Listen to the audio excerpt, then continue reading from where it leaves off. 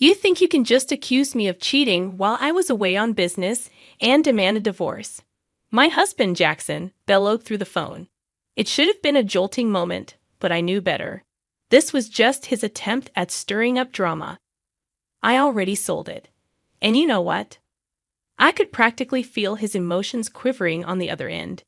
Did he honestly believe I wouldn't see through his little charade? His naivety was almost comical. As his accusations continued to ricochet off my resolve, I found myself teetering between anger and amusement. Yet, amidst it all, a sense of empowerment began to emerge. This wasn't just a spat. This was a turning point. This was the moment I decided to take control. I chuckled inwardly at his feeble attempt to manipulate me. And then, as if the universe had aligned, a realization dawned on me. It was my turn to play. I'm Olivia, a 28-year-old working mom. Though I've held a steady job at a college store since I graduated from junior college at 20, Jackson's career trajectory has been less than stable. He's 2 years older, but when we first met 3 years ago, he was bouncing between jobs or sometimes doing nothing at all. He proposed to me hastily, but I set a condition. He needed to secure a stable job. I wasn't about to embark on a marriage without considering our future. Okay, but there's a condition, I asserted firmly, watching Jackson's expression shift to one of concern. What is it? He asked cautiously. You need to find a stable job. Otherwise, marriage is out of the question. We need to think about our future. He attempted to brush it off with a casual remark. Oh, don't worry, you're working, so there's no rush, right? But my parents would be concerned if I married without a job. I'll find one before we tie the knot, he promised, sensing the seriousness in my tone. Reluctantly, Jackson embarked on his job search journey.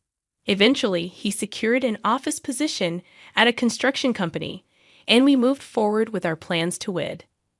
At the time, I saw Jackson as somewhat careless with money and work, but I believed our partnership could balance each other out. I thought I could guide him towards financial responsibility, and he would complement my strengths. Little did I know, our challenges were just beginning. About a year into our marriage, as we were exploring the idea of buying a house, Jackson revealed a troubling obstacle. I might not qualify for a loan, he confessed casually. I was taken aback. What do you mean? I pressed for an explanation. He shrugged. Because I haven't been at my job long enough, I might need a guarantor for the loan. The only option would be my dad, but he's dealing with some serious gambling debts. He probably wouldn't be able to help. Why didn't you tell me this earlier? I was dumbfounded, especially with the contract and the real estate agent right in front of us. But Jackson, appearing unfazed, nonchalantly remarked, If we put the house in your name, it'll be fine, right? You've been at your job forever, so you can secure the loan. We'll both contribute to paying it off. It's just a formality. That's beside the point. Why didn't you bring this up before? This is significant for me too. I'm not even prepared with the paperwork, I retorted, frustration bubbling beneath the surface. Though he offered an apology, his contrition felt superficial, lacking sincerity. Despite my urge to protest further, faced with the already arranged contract and the presence of the agent, I decided against escalating the situation. Reluctantly, I hastily gathered the necessary documents, such as my income statement, for the loan application, and impulsively finalized the purchase under my name. Doubt not at me. Could I truly envision a future with this man? Perhaps I should have simply asserted, then we won't proceed, instead of hastily preparing the paperwork. My anxiety heightened with the looming issue of my in-laws. The other day, I had a conversation with Dad, Jackson began. He mentioned he might lose the house due to the debt I mentioned earlier, so he's considering moving in with us. Is that all right? What? Why would you even entertain that idea? I reacted swiftly, but Jackson merely shrugged it off. Well, he's facing difficulties. My brother is single, but he's working abroad. I'm the only one Dad can turn to. Shouldn't we seriously discuss this? Maybe he can stay temporarily until he finds a place, but committing to living with us permanently is a major decision. Jackson scowled. You just don't want him to stay, do you? If he moves in, we can divide the living expenses. You're always going on about money. You mean the money you never contribute? You promised we'd split the mortgage, but it's only coming out of my paycheck. You haven't given your share. In marriage, finances are shared. It's not just your money, it's ours. It's deducted from your account because the house is in your name. Stop being so self-centered, I exclaimed, frustration evident in my tone. But Jackson simply muttered, I hate discussing money, before storming out of the room. Such disputes became a regular occurrence. Every time, Jackson would brush off my concerns and eventually retreat. No resolution was ever reached. However, Jackson wasn't entirely inactive regarding his family's predicament. As part of his role in construction site administration, he frequently dealt with real estate contracts. He often consulted a specific agency on how to secure the best price for selling his family's home and the necessary procedures involved. I overheard these discussions repeatedly, finding solace in the fact that I wasn't alone in contemplating this matter. Yet the prospect of my in-laws moving in with us post-sale, as if it were a foregone conclusion, continued to unsettle me. Jackson began attending meetings with real estate agents and my in-laws without involving me, and he started spending more weekends away from home. Eventually, he embarked on a lengthy business trip lasting several months, necessitated by the distance of the construction site he was overseeing. It wasn't apparent to me then, but the seeds of our power struggle had already been sown. A few days after Jackson departed for his trip, I decided to treat myself to tea after a shopping excursion. Hello, the man who greeted me seemed familiar. Memories flooded back, recalling him as someone Jackson had once brought home. He worked at a real estate company, a young employee named Samuel, according to Jackson. Samuel had been with the company for less than a year. Ah, yes, I remember you. You visited our house before, right? Yes, I apologize for dropping by unannounced and even joining for a meal.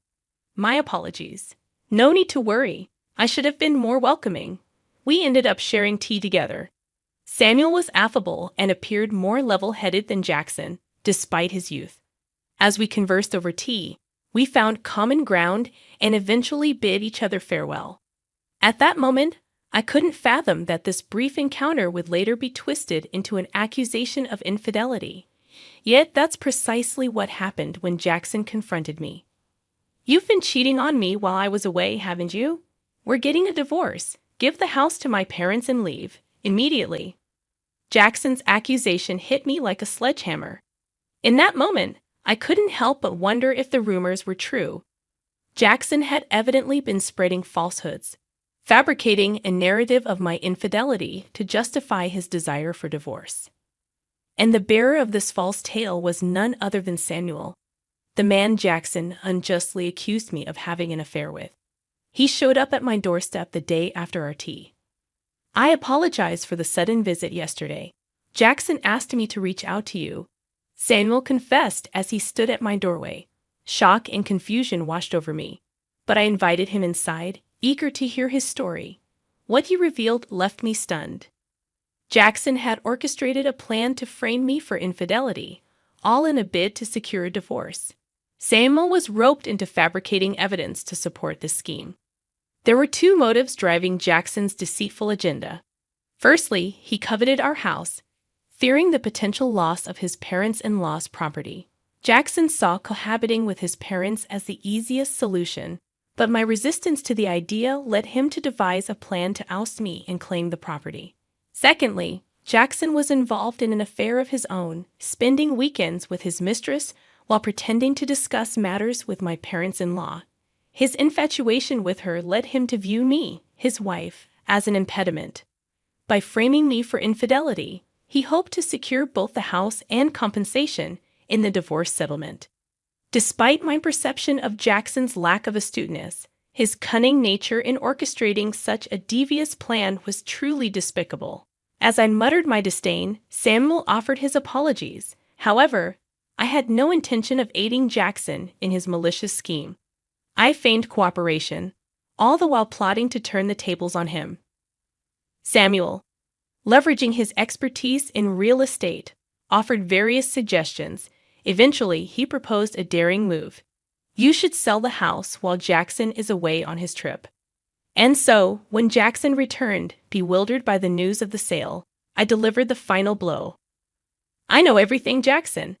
Samuel recorded everything, including your attempt to frame me for cheating with him. If we proceed with divorce, I can claim alimony and take you to court, I declared, relishing the shock that registered on Jackson's face. Why? Why? He stammered. But I wasn't finished. I had one last card to play. You might not have realized, but Samuel isn't just any new employee. He's the son of the company's CEO. I emphasized, incredulous at Jackson's obliviousness. Didn't you notice Samuel shares the same last name as the CEO? How did that escape your notice? I pressed, my frustration mounting. Well, Samuel's last name isn't exactly uncommon, Jackson attempted to rationalize. Are you serious right now? I couldn't believe his lack of awareness. Yes, I'm serious, Jackson replied, his shock palpable. The realization dawned on him slowly.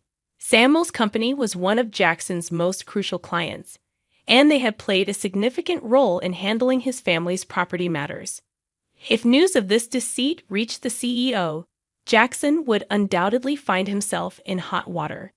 In fact, Samuel had likely already reported the situation.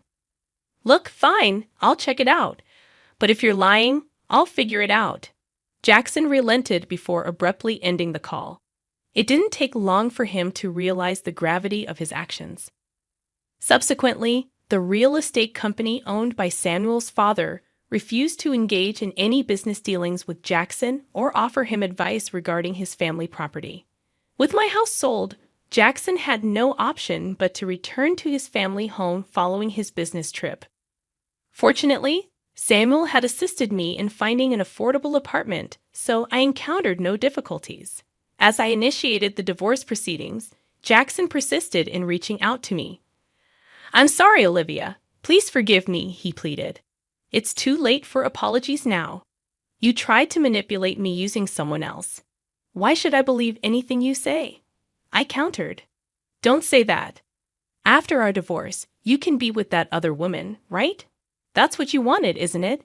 He suggested, attempting to deflect blame. Yeah, she had someone else she liked and dumped me. What a sorry tale. But just because of that, don't expect me to change my mind and come running back to you. I muttered as I ended the call with a heavy sigh. Despite not disclosing my current address to him in hopes of keeping him at bay, Jackson's incessant calls persisted. Each time he pleaded, please don't leave me. I'll change. I'll be a better husband. Yet I was weary of his hollow promises. Once the divorce is finalized, I'll delete his number, block him on WhatsApp, and sever ties completely. To make matters worse, even my mother-in-law reached out, begging, please, Olivia, we'll be lost without you. It's not me you wanted, it's the house, right? But there's no house left, I reminded her. It wasn't just about the house. We're not that heartless. Come back, and you'll understand, she implored. You wanted the money, didn't you? I shot back, frustration seeping into my voice. That's not true. You're being unfair. You attempted to coerce me into living with you, and when I refused, Jackson resorted to deceit to gain leverage in the divorce. I can't trust someone who resorts to such tactics, I asserted firmly. It's obvious you're only interested in money. I continued to rebuff their pleas. Then my father-in-law called, his tone dripping with arrogance. Isn't it your duty as a daughter-in-law to assist my wife a little? Are you seriously refusing? Isn't all of this a consequence of the debts you've accumulated? I countered, my resolve unwavering. In response, his voice on the phone grew so loud that it hurt my ears. You heartless woman. Abandoning your mother-in-law in her time of need and shifting blame onto her. I'll teach you a lesson, you wicked woman. With that, I ended the call, shaken but determined. Armed with the recorded audio, I sought counsel from my lawyer. As it transpired, my father-in-law's words constituted a threat. Armed with this evidence, I informed Jackson that I'd pursue legal action if he didn't agree to the divorce. In a panic, Jackson reluctantly consented to the divorce. Finally, I was free from the clutches of that outrageous family. After the divorce, Jackson's reputation at work suffered, leading to a loss of trust and diminished responsibilities. Additionally, the unresolved debt forced him to sell his family home at a steep discount. Now, he resides in a modest apartment with his parents, grappling with a reduced salary and the burden of supporting his family. To compound his challenges, he is obligated to pay me alimony. Learning about Jackson's struggles firsthand from Samuel, who remained a confidant, I discovered an opportunity to leverage my customer service skills from my previous role at a clothing store. Samuel, now working in the HR department of a real estate company, recommended me for a position that required strong communication abilities. After careful consideration and discussions with Samuel, I accepted the offer and transitioned to the real estate company. Throughout this transition, Samuel and I maintained our close bond, which eventually blossomed into a romantic relationship. After a year of dating, we tied the knot, and I became the spouse of the future company president. Jackson likely never envisioned that the two individuals he attempted to falsely accuse of infidelity would ultimately find love and marry each other. Now surrounded by my supportive new family, including my in-laws, I look forward to building a beautiful life together with Samuel.